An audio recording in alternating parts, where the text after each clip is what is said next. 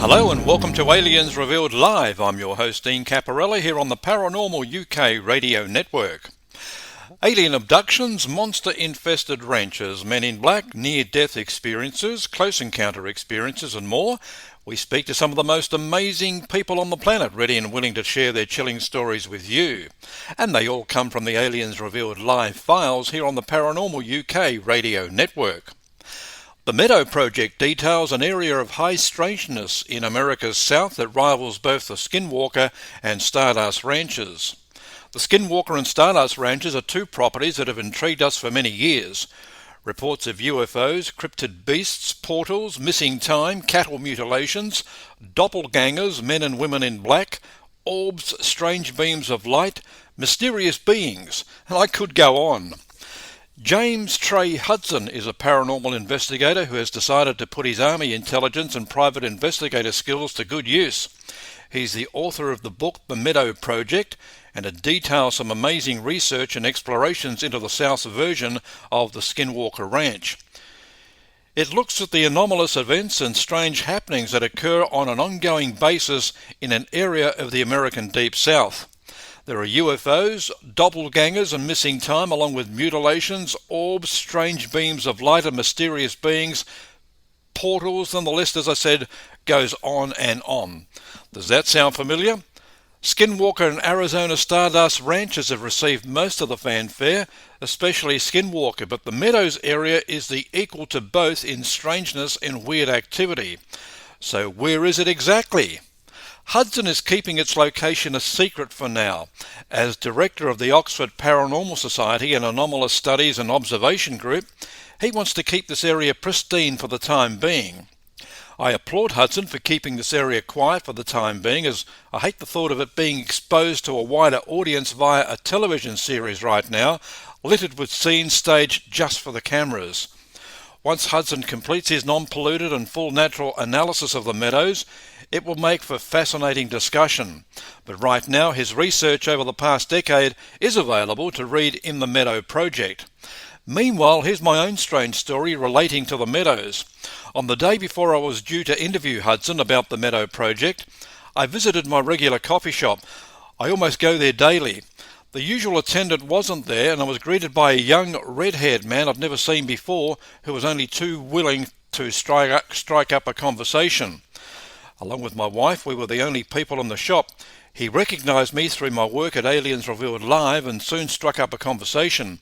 He told me of his interest in UFOs and the paranormal and what he experienced growing up. I'm in Florida, and he grew up in a state bordering the Sunshine State. I'm respecting James Hudson's wishes to keep the meadows a secret for now. Anyway, this young man proceeded to tell me about the freaky things he experienced with his father in an area next door to where he grew up.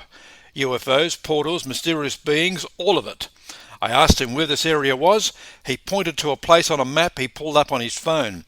I told him I was interviewing a guy the next day who has just written a book about a high paranormal location in the south and almost in that exact area.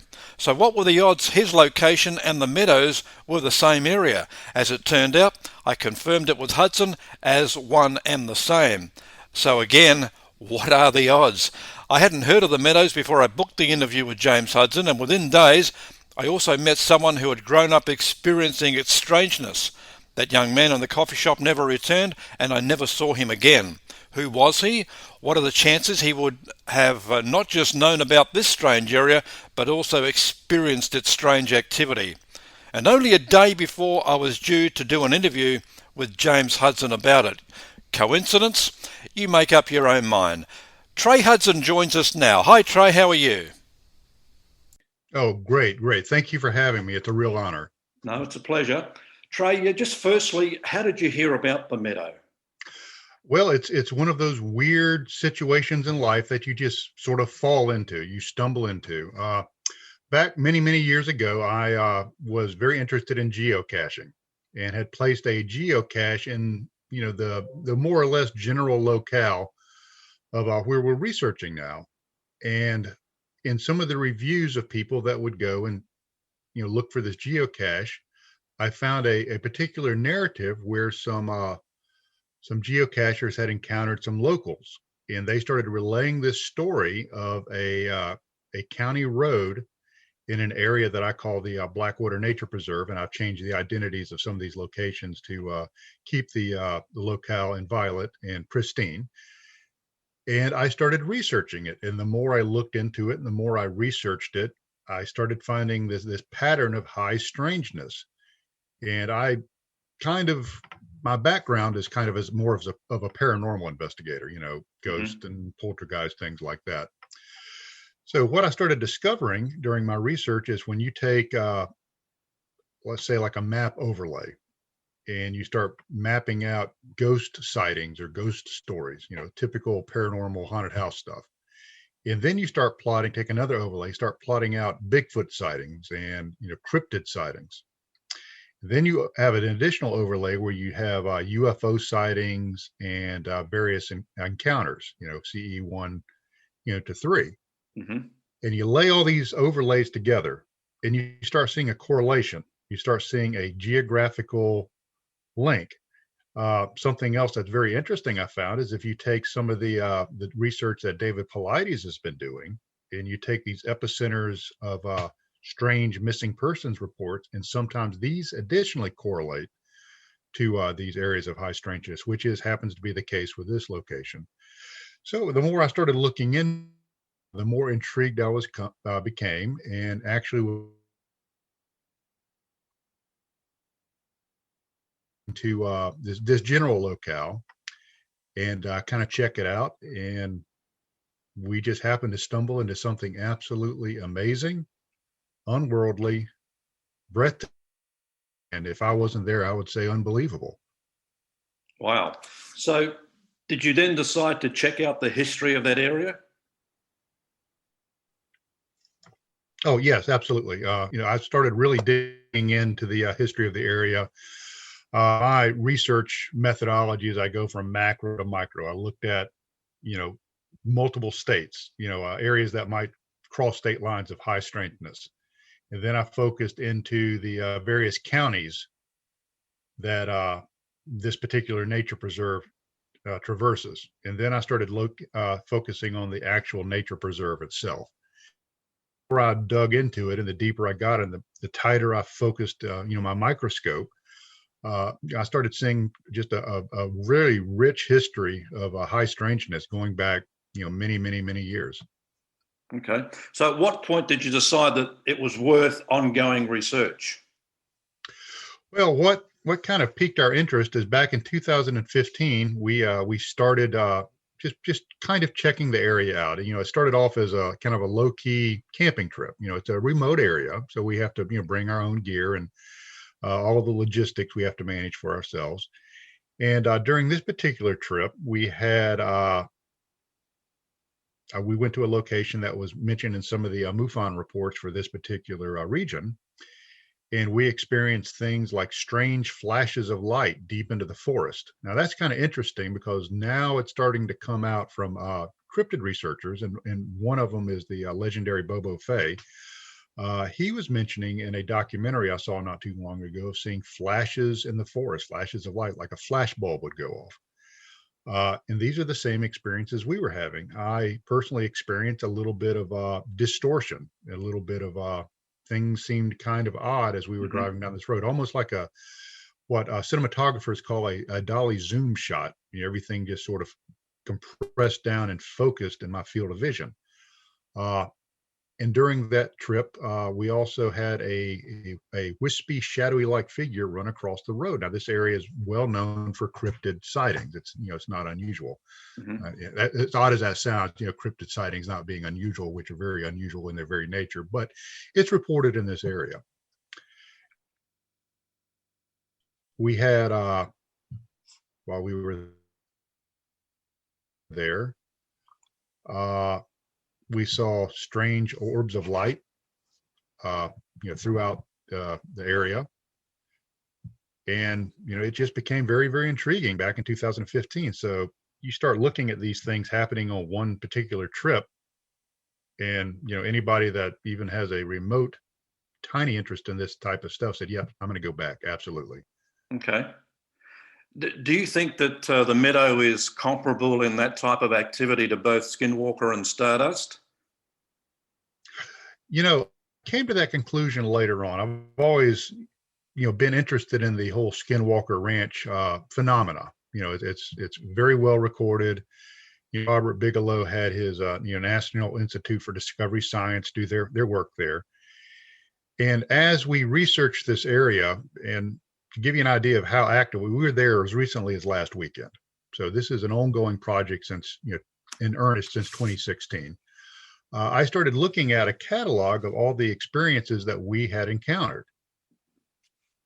And once I started looking at those in totality, I'm like, this area is experiencing or is manifesting every single thing that the legendary Skinwalker Ranch has manifested. And, we're having the same experiences. We're having, very, very intense situations. Mm-hmm. And it's comparable, except that, obviously we're not as well funded as NIDS. We don't have Robert Bigelow backing us, but, I think we've done a pretty good well of documenting what's going on there. And we have some pretty exciting things I think we're going to try into the future, once we are able to acquire a few other specialized pieces of equipment. So I'm really excited where this is taking us. Yeah. You talked about geocaching earlier, but what about over a wide range, a wide area, say the entire United States? Is the Meadow, do you believe there's some way it's connected to Skinwalker and Stardust? Is there something that's connecting these areas that is causing these anomalies?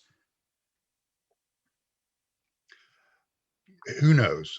You start looking at different areas around the world. You mentioned Stardust Ranch. We were discussing it just a little bit before the broadcast. You have Skinwalker Ranch. You have Mesa Verde. You have Taos, New Mexico. Over in the UK, you have Stonehenge. You have Glastonbury. You have all of these sites, and there's something special about these areas. Some people have theorized that maybe the veil between dimensions is a little bit thinner here. Maybe there's anomalous geomagnetic forces that makes things run a little bit differently. Maybe time's a little bit differently there. I don't know the answer, and that's part of the fun is not knowing the answer and continuing to discuss this with people and research it. Okay. What about the area? Did it have, or has it still got an indigenous population there? And if it has, have you managed to speak to those people about that area? Unfortunately, many years ago in the United States, there was a horrible event called the Trail of Tears. Mm-hmm. And many of the indigenous personnel in this area, in the America Southland, were rounded up and force marched to the west. So there's not really a very large indigenous population right in this area. Now, you go back and start researching it, there's all kinds of stories of various paranormal encounters, paranormal events, with the Cherokee and some of the other tribes. And I touch on that just a little bit in the book. But there's a rich history of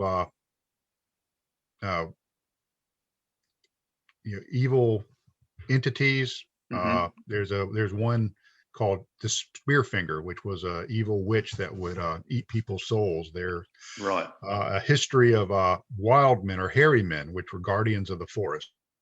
So this isn't anything new. It's not like I'm just now discovering this stuff. Yep. I'm just more or less piggybacking on the stories and the rich history of others. Yeah, I spoke with researcher Chuck Zukowski last year. He had a program on Travel Channel called Alien Highway, and in one episode they dedicated to Skinwalker Ranch, but he found it very difficult to get anything out of the indigenous population that was there. They wouldn't speak about it. Yeah. For a lot of these indigenous cultures, that type of discussion is taboo. They fear that if you discuss it, that might cause some of the bad phenomena to manifest. And of course, skinwalkers are, if you read the history of what a skinwalker can actually do, it's rather horrifying. So one should not tempt fate, and that's perhaps why they're very closed-mouthed up there in the United County area in Utah. Right. I mean, up to this stage of the interview, people are probably wondering, well, where is this place? But you've decided to keep it a secret. Why did you decide that? That was, and I will apologize to your listeners, and I'll apologize to the readers of the book. That's a decision that was not made lightly. Uh, I looked at areas of high strangeness that have been publicized, over the several decades, and almost to a place. Once the specific location is publicized, not only does it attract the attention of serious researchers, which is laudable, but it also attracts the attention of people that are thrill seekers, people that are not serious researchers, people that would not respect the site, in the area and respect its uniqueness. I had a rather unfortunate, sad event that happened to me several years ago. I was invited to go up and research an area in the Uwharrie National Forest with a pretty well-known Sasquatch investigator. And there's an area in the forest called Yates Place Campground, which has been featured on several, Bigfoot shows and all of that. We arrived Friday night, and the campsite was, more or less, deserted. We pretty much had it to ourselves. And by the time we woke up Saturday morning, there were like 50 additional tents Wow. and campers and, caravans and all. And when you would go out and you didn't know if it was somebody else, researching, or if it was somebody just running around in the woods making noise to disrupt your research. Soul searching, I decided to try to keep this area inviolate. Try to keep it as pristine as possible. Now, there are a few select researchers I will share the area with. It's not my area. It's really the world's area. But one thing I do require them to do, and I just recently had some new researchers come out with me last Friday and Saturday, is they sign a non-disclosure agreement. Part of that non-disclosure agreement says simply, everything you experience here, you are more than welcome to share. The only thing you cannot share is the location. Right. Because we want to try to keep it pristine. Okay.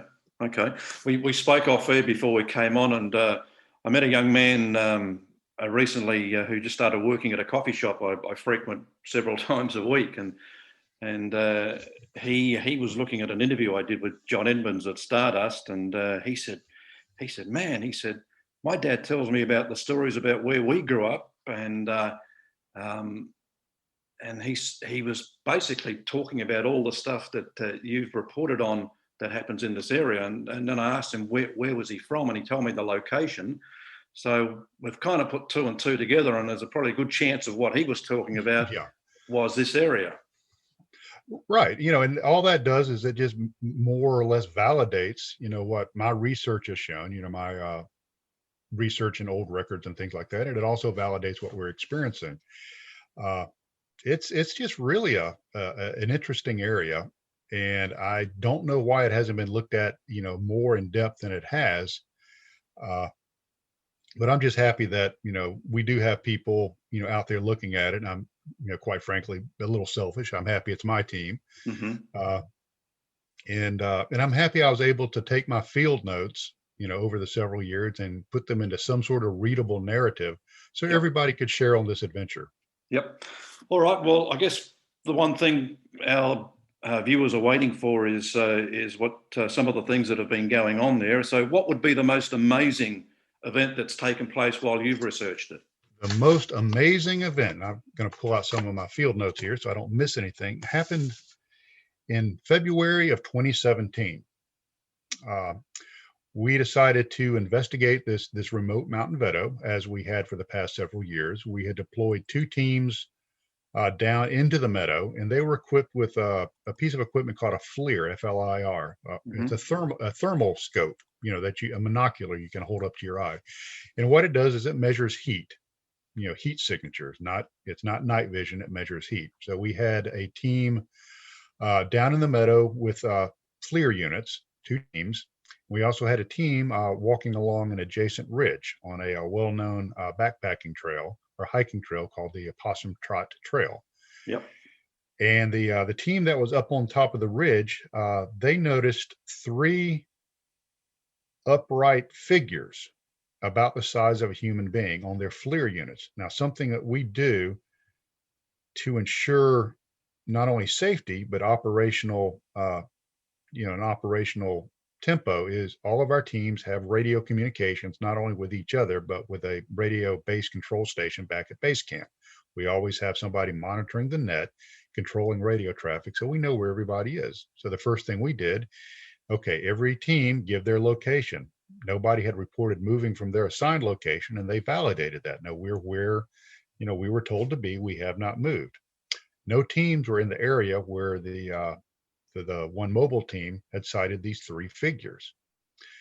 The three figures would mold into one figure and then into three, these heat signatures. And slowly they dissipated.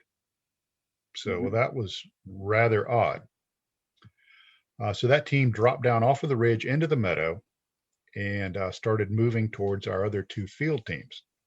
Well, during this time, one of the field teams started noticing a box or a cube, a structure. It was about 10 meters by 6 meters by 6 meters, almost like a cube or a box forming on their FLIR site or their FLIR scope at the edge of the meadow. And before they could hit record on this monocular, unfortunately, when you record continuously, it eats up battery life. So you don't, run record all the time. By the time they were able to hit record, it started dissipating. And you could see a very faint outline of where these objects were. And they radioed myself, and I was the operational commander or team chief during that particular investigation. And we got together, discussed what they had seen, and we decided we would try to vector a team into this area where this cube or box was. This was in February in the mountains, so there's no vegetation. All the vegetation has died off during the winter. So this team approaches this area where this cube was. And as the team approaches it, the gentleman operating his high-end FLIR unit says, "Did they just disappear?" And this team disappears off of the out of sight on this FLIR unit. Now, you can't fool a FLIR unit. It measures heat. It's wintertime. Everything is cold. Humans put off a lot of heat. This team disappeared off the scope. Wow. And it was so remarkable that the operator actually commented, "Did they just disappear?" A few moments after this, another operator adjacent to him, she turned her FLIR unit to the right and says, "Who or what is that?" And there was another heat signature watching us and watching these teams from a small copse of trees about 40 meters distance. Okay. Once again, this was not any part of our team. We had a strict accountability for our entire team. The team that had approached the anomaly, when they went into the anomaly, they moved in fairly easily. They weren't encumbered by any brambles or briars or anything like that. They remarked that the area was very dark, unnaturally dark, almost like a black curtain had been dropped, over this locale, very dense. And when they decided to move back out of the area, upon their exit, they started encountering briars and brambles and other encumbrances that weren't there when they went in. So it's almost like that locale was changed in some way. They stepped into something else. Yeah. So, we thought, well, that's got to be the apex of the evening. That is, we have this on video. This has never been filmed that I know of before. And we all gathered back together in a location and we're discussing among ourselves, what should we do? Should we continue to investigate? We've had, strange entities, that we've seen. We've had, and I'm just going to use the word portal because that's just a convenient label. But these boxes are portals. What do we do? And I just put my foot down and I said, we need to go back. We need to do a video after action review to document all of this while it's still fresh in our minds. And about that time, our base camp operator radioed me and said, "Trey, there's someone here that wants to see you." I'm like, "Yeah, I'm right here. What do you need?" And he goes, "No, not me, somebody else." Okay, well, that makes really no sense. I don't know who else would want to see me. I said, "Well, we're discussing, what we need to do next." And he goes, no, this person's really insistent. And I think you need to come back to base camp immediately. And this was about a half a mile hike back to base camp. So we decided to gather up all of our gear, go back, see whatever this mysterious, visitor was, and do our after action review. So when we hiked back, I noticed when I walked into camp there with my base camp operator, Glenn, was a woman in the middle of the forest at 22:30 hours at night, 10:30 at night, in the wintertime, in the middle of nowhere, wearing loafers, slacks, a blouse, and a blazer. Wow. Huh.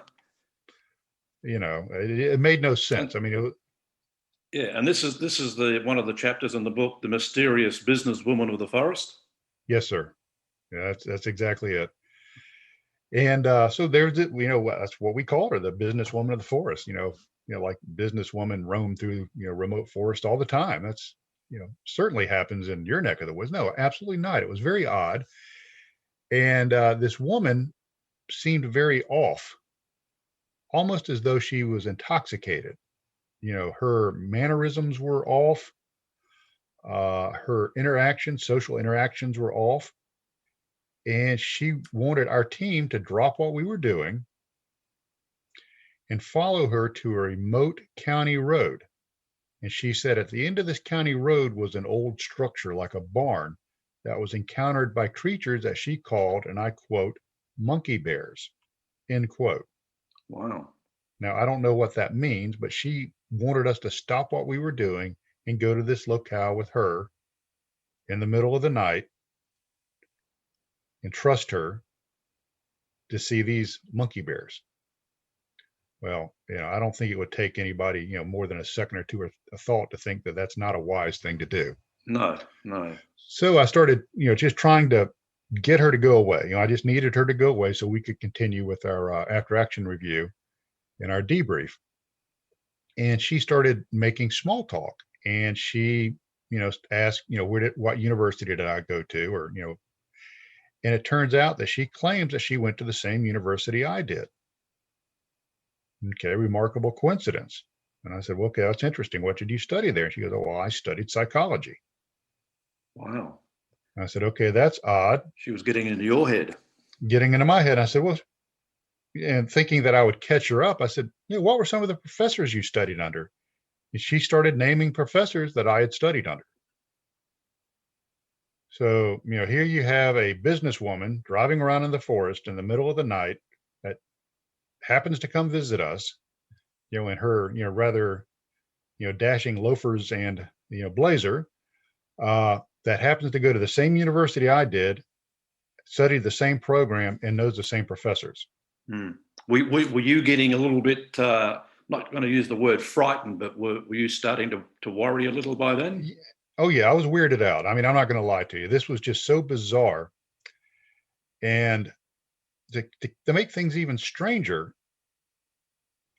I was talking about not understanding human cueing, or not understanding how people socially interact. During the middle of this transaction, with our group, she moves out maybe 20 yards, 30 yards from our area, still within the light of our lanterns, and she squats down and urinates in front of us. Wow. Which it was so bizarre and so improper that we were speechless. And this woman had a male that appeared to be about 15 or 16 with her that she claimed was her son. And I say son, I put it in quotation marks because I don't know what their biological relation was. But this 15-year-old boy sat there very stoically, saying very few words during this entire transaction. So eventually we were able to get her to go away, and we did our after action review, which is about a 40-minute video, and I have a transcript of that video in the book so people can read along exactly what we said while we were discussing it. And after that incident and that experience, I started doing a little research. Like I said, I'm primarily was a paranormal researcher. I'm not a ufologist or anything like that. So I started looking into the Men in Black phenomena. And some of the things that, started showing up is visitors that come to people after they have experienced something unusual, the timing, that are improperly dressed for the occasion. They're either dressed too formally or something about their clothes doesn't seem quite right, almost like they don't understand what you wear in that particular type of situation. They miss social cueing. They don't understand how humans communicate non-verbally. And they don't understand the niceties and the protocols of various societies, i.e., you don't squat down in front of other people and urinate. No. So that's considered rather boorish. So I started putting all this together, and I'm like, well, what am I dealing with here? Well, it so happens that my base camp operator had gotten her name, and we did a little research, and we found a person that matches her description, that is a professional person, is in a licensed profession, that her activities of that night, if it was indeed her, might result in her losing her license and thus her career. Wow. So I was faced with two options, two possibilities. Number one is I encountered this licensed professional on absolutely the worst night of her life. Or B, this was someone mimicking this person, mimicking a real person. I think it was a doppelganger moment. Could have been. And I've had people ask me, well, why didn't you go to this person and ask them, the actual real person? And here's what I thought that would look like. If I go to this person who, say, option number one was having the absolute worst night of her entire life that might result in her losing her profession, she would deny it. No, that wasn't me. Okay. If it was a doppelganger, I would go to this person, and their answer would once again be that wasn't me. So that there was no return on my investment in tracking this person down, and either embarrassing them or accusing them. So I just chalked it up as something very odd and moved on. One thing that interested me was her description of monkey bears, because I've interviewed several experiences in the past who have referenced the grey aliens with the large heads and as monkey something, and that, right. That, especially as children, and that description has been used, and I've heard it a lot now. So maybe there could have been an alien connection there. There could be, and that that dovetails into a event that we had, and let me look at my notes right here. It was rather recently, June 2020, just last year, less than a year ago. We once again went out to that area. We weren't able to camp in our usual location, so we ended up camping a few miles away. And during that time, we tried some of Stephen Greer's CE5 protocols. And we went out to the meadow and ran the protocols, did the crop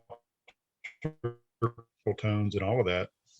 The only thing that we really saw was an abnormally high number of what appeared to be satellites, moving across the sky, about 50 of them, a whole bunch of them, but nothing else, and we were quite disappointed, well, dang it, we tried this wonderful protocol and nothing happened. So we went back to camp and, we all turned in. And the next morning I was approached by one of my team members. Now this team member, to give you a little bit of his background, he's a U.S. Air Force Academy graduate, has a degree in engineering, and for many years had a background in U.S. Air Force Special Operations. A very sober, solid, down-to-earth, business-like person. Yep. And he came to me and he said, Trey, I need to tell you something that happened. He said, I woke up at about 4:30 a.m. and I sprung awake, and I had two words that were in my mind. And those words were Knox, N-O-X, Magbee. And those spelled those phonetically, or N-O-X, M-A-G-B-E-E, Knox Magbee. And he said, once again, I woke up at 6:30. Same two words, just, etched into my consciousness, Knox Magbee. So I wrote the words down and decided that I would do a little research later on in the week. Well, I started digging around and I found out that the word Nox refers to the Roman goddess of the night, N-O-X. Magbee turned out to be a little bit more elusive. And I found a word, magba, in Old English, which means kindred or children. Now, it stands to reason that once the Romans left Britain,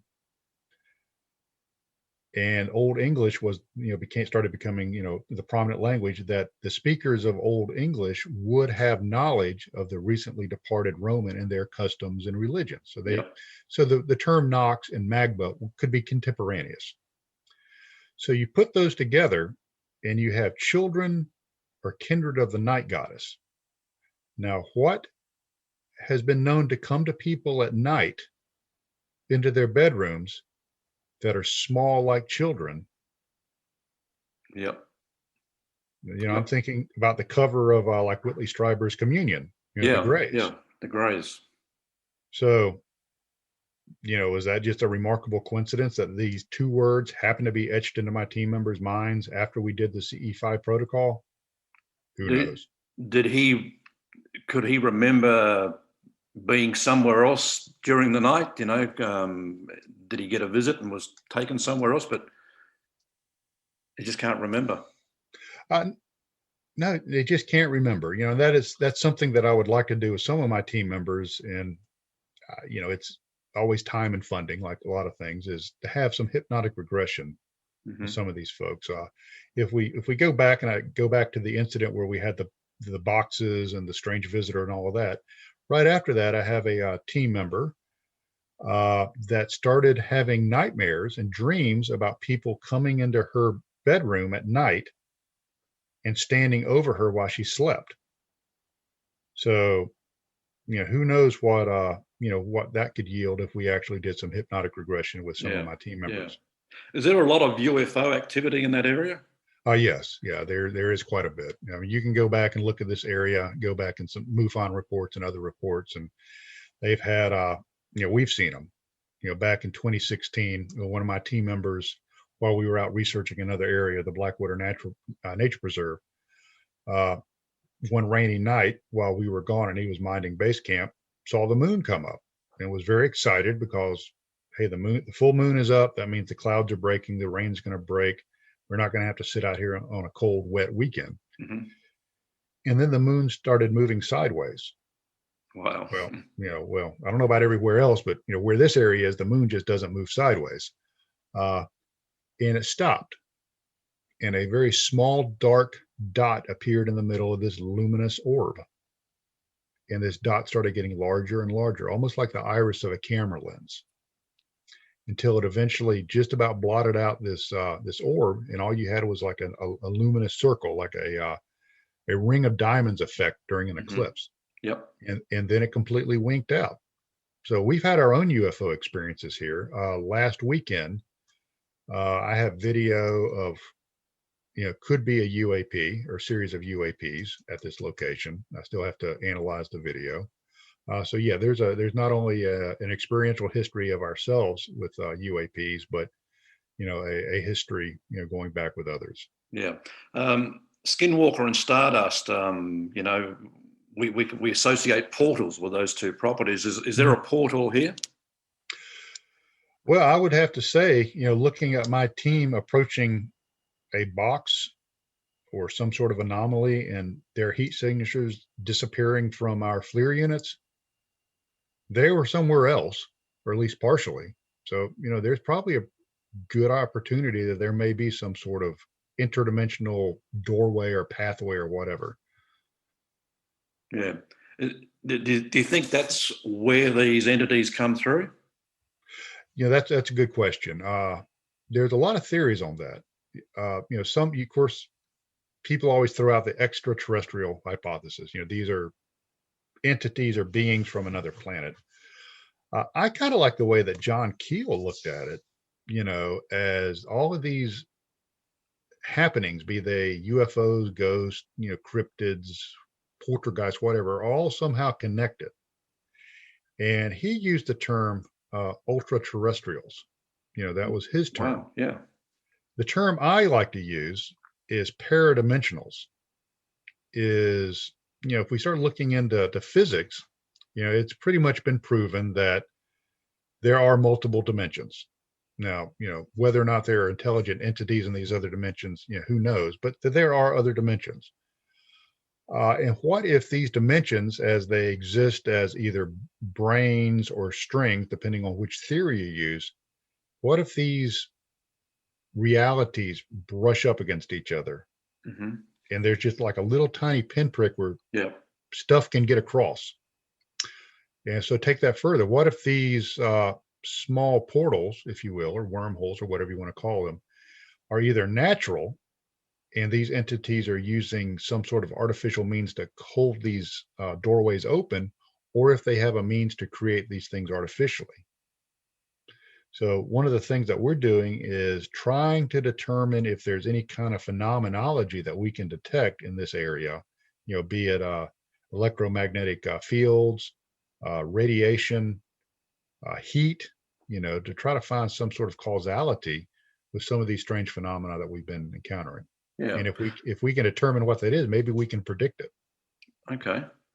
You dedicate a chapter in the book to time fluidity. What do you mean by that? Time fluidity. Time seems to move differently here, and if we're doing, if time moves differently here, maybe we can somehow not only experience this, but we can, like I said, predict it. We had one instance where one of our team members was hiking along a trail, and he was going to once again run the ridge on top of the meadow, and he was by himself. We had a couple teams in the meadow, and he reached a well-known landmark and doesn't remember how he got there. He had missing time, and we were obviously concerned about him, and we're checking on his well-being, and being a somewhat obstinate A-type personality like the rest of us said, I'm fine, let me continue on with what I'm doing. So he continued his hike along the ridge, dropped back down in the meadow, and was approaching another team. Now, this other team consisted of a former U.S. Army Ranger that had a degree in physics from Georgia Tech, Georgia Institute of Technology. Very down-to-earth guy. His research partner also had a degree from Georgia Tech, had an additional master's degree, and is a paramedic. So these are two very respectable observers and experiencers. So they're watching this one individual, Bob, as the one with the missing time, traverse the meadow, and they're watching him on their FLIR.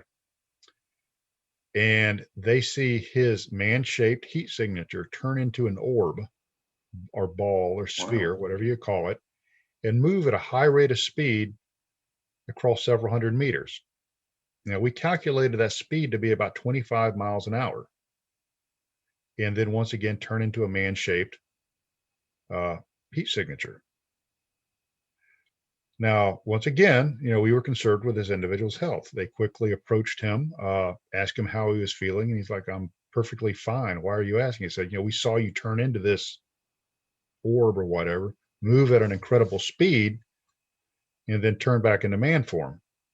And he goes, I don't know what you're talking about. All I did is I was walking along, like, I would normally walk along. So who had the distorted reality? Was it the man who turned into the orb, or was it the observers? Yeah. Time runs differently here. Things run differently here. Wow. Another chapter that fascinated me was the unknown path. What do you mean by that? The unknown path. Unfortunately, the unknown path refers to one of our members who suddenly passed away. And the unknown path talks about how his death affected us and called into question, should we continue this project? He was an absolute integral and key member of the Anomalous Studies and Observation Group. And the unknown path refers to him taking that unknown path, after death that we can't follow. And he's, one of the gentlemen that the book is dedicated to. And that was a hard chapter to write because he passed away just as recently as July. Right. And it was one of those sad moments, but it was also a rather defining moment. Should we continue on? Do we have the heart to continue on? And as a group, we decided that, this this quest, A, is too important for us to abandon, and B, it's not what he would want. Another supporter of the project died as recently as February, which was my father.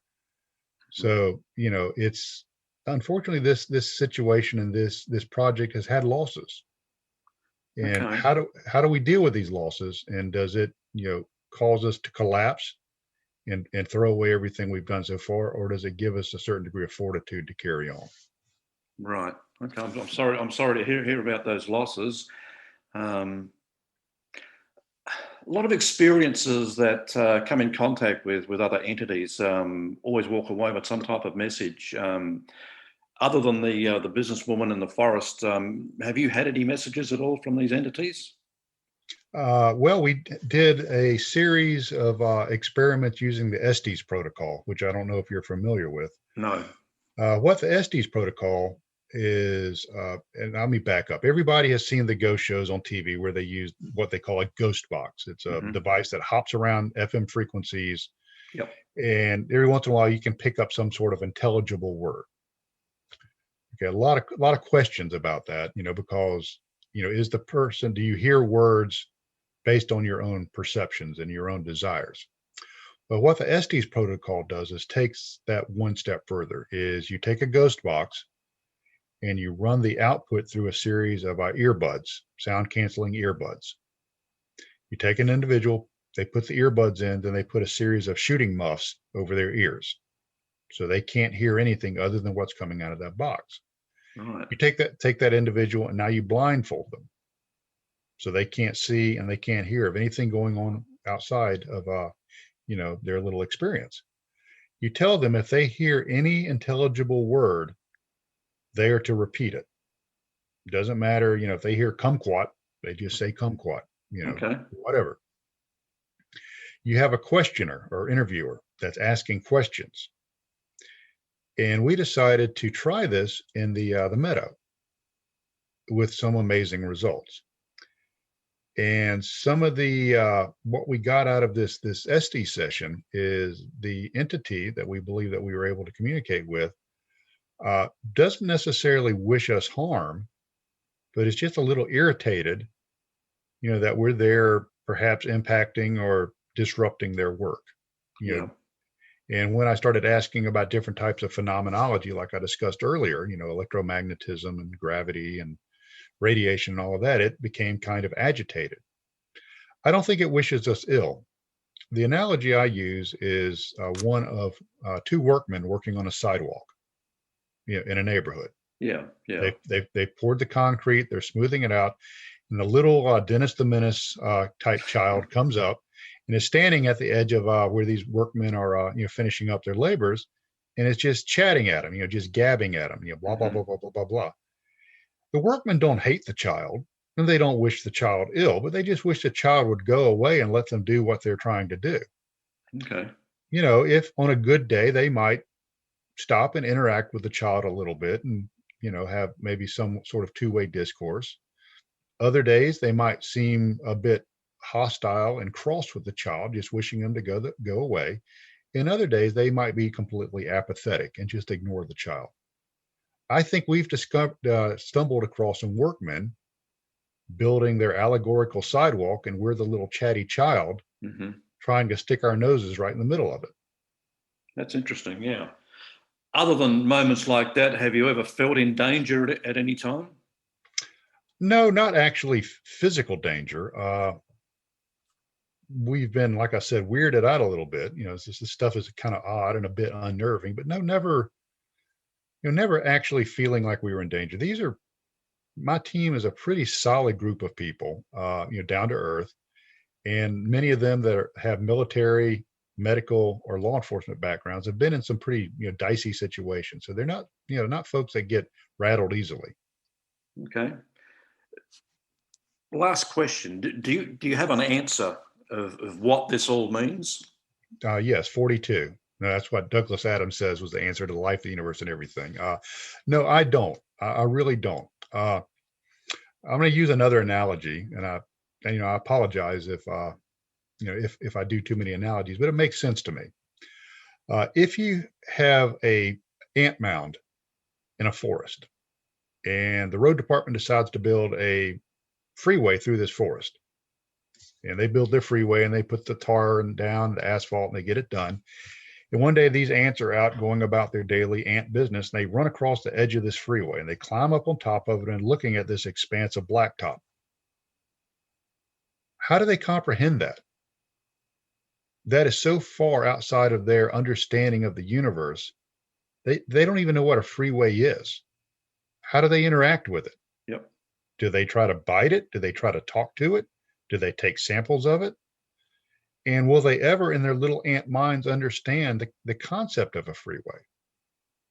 Well, we're those ants, and we're stumbling across something absolutely phenomenal. Mm-hmm. Makes a lot of sense.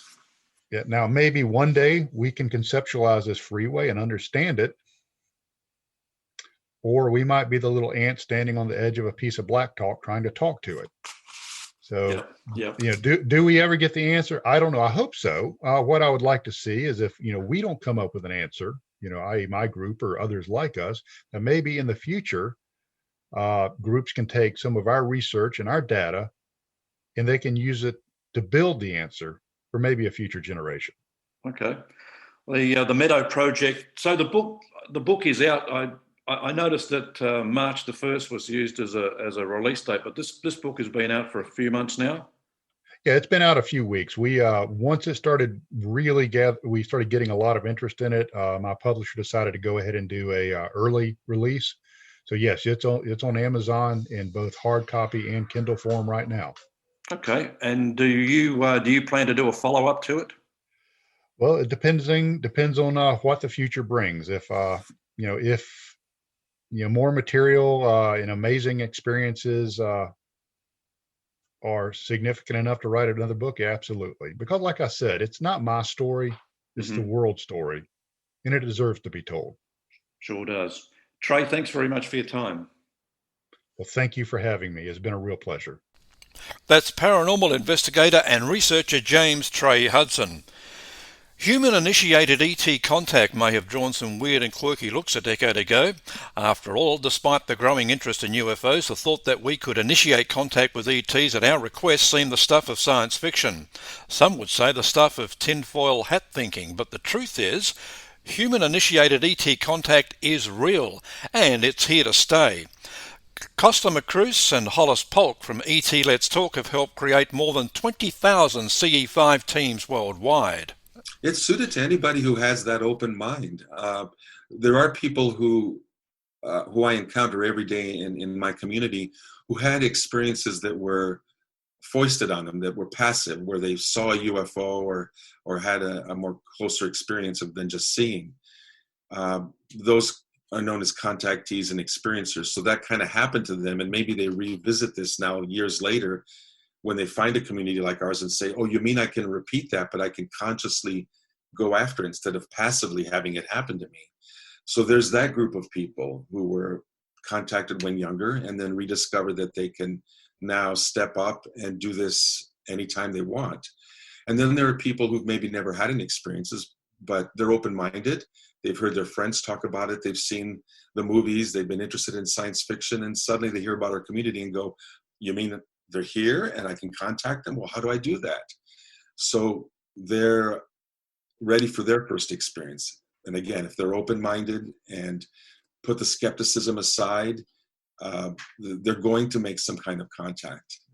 One thing I know is that and it has been proven, is our star friends from these many civilizations have very creative ways to contact people. Right. And it's not just the lights in the sky, which are, for me, still awesome after all these years. I love to see the ships power up and react to our thoughts and all that.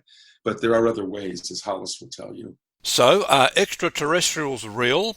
Hundreds of millions of people around the world believe they are.